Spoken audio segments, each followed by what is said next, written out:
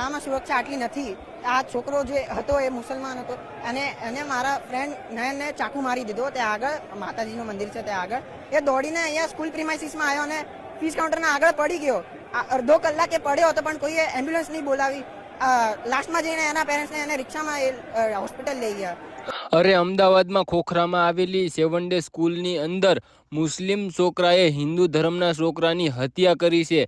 જી હા મિત્રો, હાલમાં અત્યારે અમદાવાદમાં આવેલી 7 ડે સ્કૂલની અંદર 8મા ધોરણના છોકરાએ 10મા ધોરણના છોકરાની હત્યા કરી છે. અને મિત્રો હાલમાં બધા જ લોકો કહી રહ્યા છે કે ચપ્પુ દ્વારા તેની હત્યા કરવામાં આવી છે, છરી દ્વારા તેની હત્યા કરવામાં આવી છે. તો એ બિલકુલ ખોટું છે. સાચું તો એ જ છે કે મિત્રો બોક્સ કટરથી મિત્રો તેને શરીરમાં ઘા મારવામાં આવ્યા હતા. મુસ્લિમ છોકરો છે તે મિત્રો 1 વર્ષથી તેની સાથે બોક્સ કટર રાખતો હતો અને મિત્રો સાથે સાથે એના 6 કે 7 મિત્રો હતા. જે મુસલમાનનો છોકરો હતો એની સાથે 6 કે 7 એના મિત્રો હતા. અને મિત્રો ત્યારબાદ મિત્રો કંઈક બબાલ થઈ હતી, ધક્કા મૂકીના કારણે કંઈક બબાલ થઈ હતી. અને મિત્રો એને લઈને મુસ્લિમ છોકરાએ હિન્દુ ધર્મના છોકરા ઉપર મિત્રો શરીરના બોક્સ કટરના ઘા મારી અને તેની હત્યા કરી છે. અને મિત્રો ત્યાં એ જે હિન્દુ ધર્મનો જે છોકરો હતો મિત્રો એને અડધી કલાક લગી કોઈએ મિત્રો હાથ પણ નહોતો ચાલ્યો. એ લોહી લુહાણ થઈ ગયો હતો. જો મિત્રો એને તાત્કાલિક હોસ્પિટલે લઈ જવામાં આવ્યો હોત તો અત્યારે એ જીવિત હોત, આપણી સમક્ષ હોત એ છોકરો. પરંતુ કોઈ શિક્ષકોએ નહીં, કોઈ સિક્યુરિટી અને કોઈએ એનો હાથ પણ નહોતો ચાલ્યો. અને છેલ્લે મિત્રો એના ભાઈબંધે રિક્ષામાં બેસાડી અને મિત્રો તાત્કાલિક હોસ્પિટલમાં લઈ ગયા હતા. અને મિત્રો ત્યારબાદ સારવાર ન મળતા મિત્રો તેની હત્યા થઈ કહેવાય મિત્રો. કારણ કે તેને જો તાત્કાલિક લઈ ગયા હોત હોસ્પિટલે તો મિત્રો તે અત્યારે જીવિત હોત, પણ મિત્રો તેને જો પહેલાં સારવાર ન મળી એના કારણે મિત્રો તેનું મૃત્યુ થયું છે. અને હાલમાં 7 ડે સ્કૂલ છે એના ઉપર એક જ વાત ચાલી રહી છે, પબ્લિક એક જ વિરોધ કરી રહ્યા છે.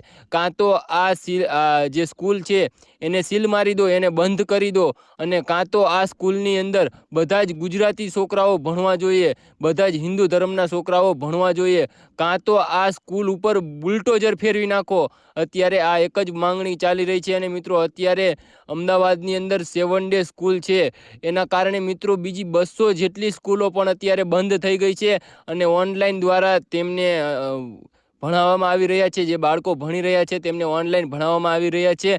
અને હાલમાં મિત્રો હવે જે 7 ડે સ્કૂલ છે એમાં જે આ ઘટના બની છે એમાં જે મુસ્લિમ છોકરો છે મિત્રો તેને નહીં જેલમાં પૂરવામાં આવે, નહીં તેને ફાંસીની સજા મળે, નહીં એને કાંઈ જ નહીં થાય.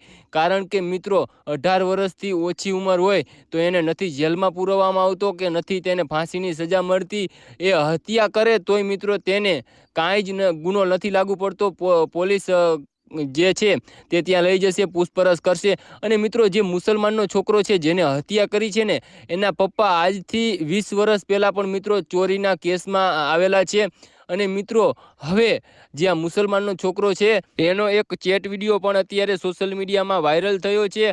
અને મિત્રો સાથે સાથે એ ખુદે કહ્યું છે, હા મેં જ એની હત્યા કરી છે, મેં જ એને બોક્સ કટરના ઘા માર્યા છે. પરંતુ મિત્રો હાલમાં હવે ચેટની અંદર તો એવું લખેલું છે કે ચપ્પુ દ્વારા, પરંતુ મિત્રો ચપ્પુ નહોતું, બોક્સ કટર હતું.